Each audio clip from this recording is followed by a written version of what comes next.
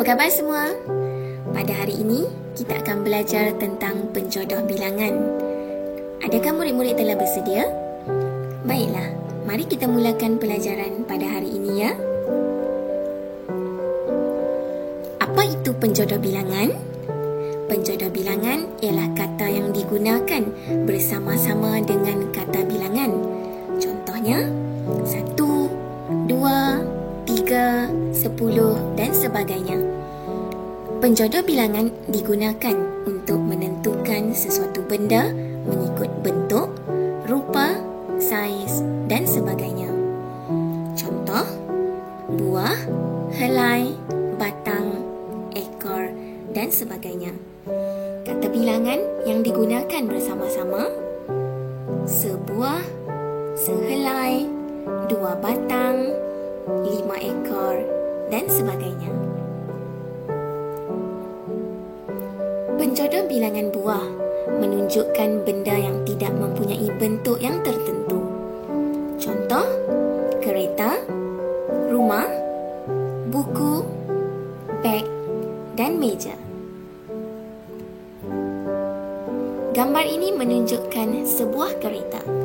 Contoh ayat yang menggunakan penjodoh bilangan buah. Encik Fahmi memandu sebuah kereta baharu berwarna merah. Penjodoh bilangan batang. Penjodoh bilangan ini merujuk kepada benda yang panjang. Contoh, sungai, jalan, pembaris, pokok dan pensel. Gambar ini menunjukkan sebatang pokok. Contoh ayat yang menggunakan penjodoh bilangan batang. Encik Gopalan menebang sebatang pokok di hadapan rumahnya. Penjodoh bilangan ekor menunjukkan kepada semua jenis haiwan ya. Contoh, burung, ular, ikan, kucing dan singa. Gambar ini menunjukkan seekor kucing. Contoh ayat, Cialing memelihara seekor kucing yang comel bernama Nini.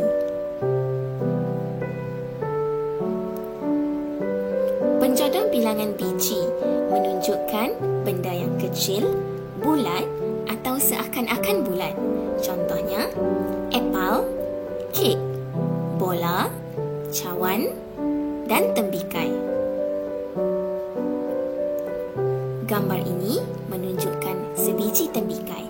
Contoh ayat yang menggunakan penjodoh bilangan biji. Puan Julia membeli sebiji tembikai di pasar tani. Bagi penjodoh bilangan helai, menunjukkan benda yang nipis, lebar dan lembut. Contohnya, daun, baju, tuala, kertas dan seluar. Gambar ini menunjukkan 3 helai tuala. Contoh ayat yang menggunakan penjodoh bilangan helai.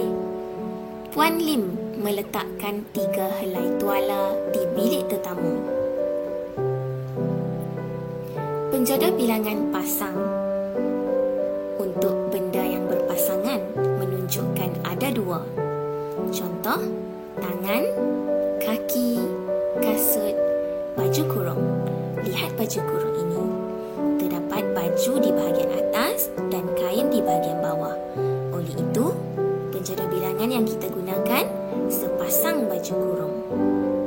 Contoh seterusnya, cermin mata. Gambar ini menunjukkan sepasang kasut.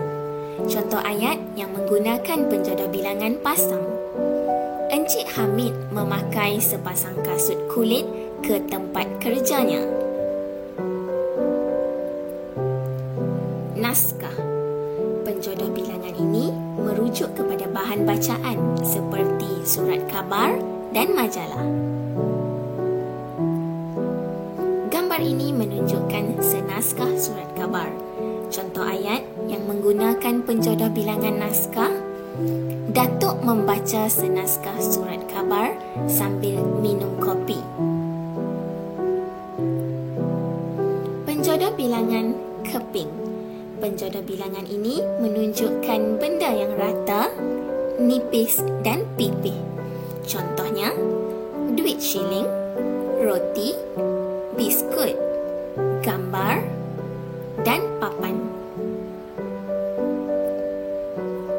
Gambar ini menunjukkan 4 keping papan.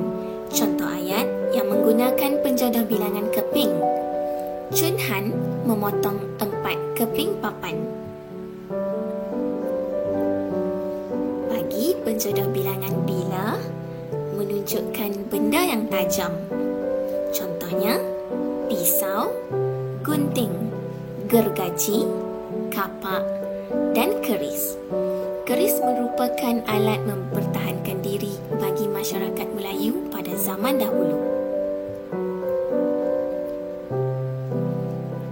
Gambar ini menunjukkan sebilah gunting. Contoh ayat yang menggunakan penjodoh bilangan bila. Varuni memotong kertas menggunakan sebilah gunting dengan berhati-hati. Baiklah, cikgu harap murid-murid faham tentang apa yang kita belajar pada hari ini, iaitu penjodoh bilangan. Semoga murid-murid dapat menjawab soalan dengan betul. Selamat mencuba dan jumpa lagi ya.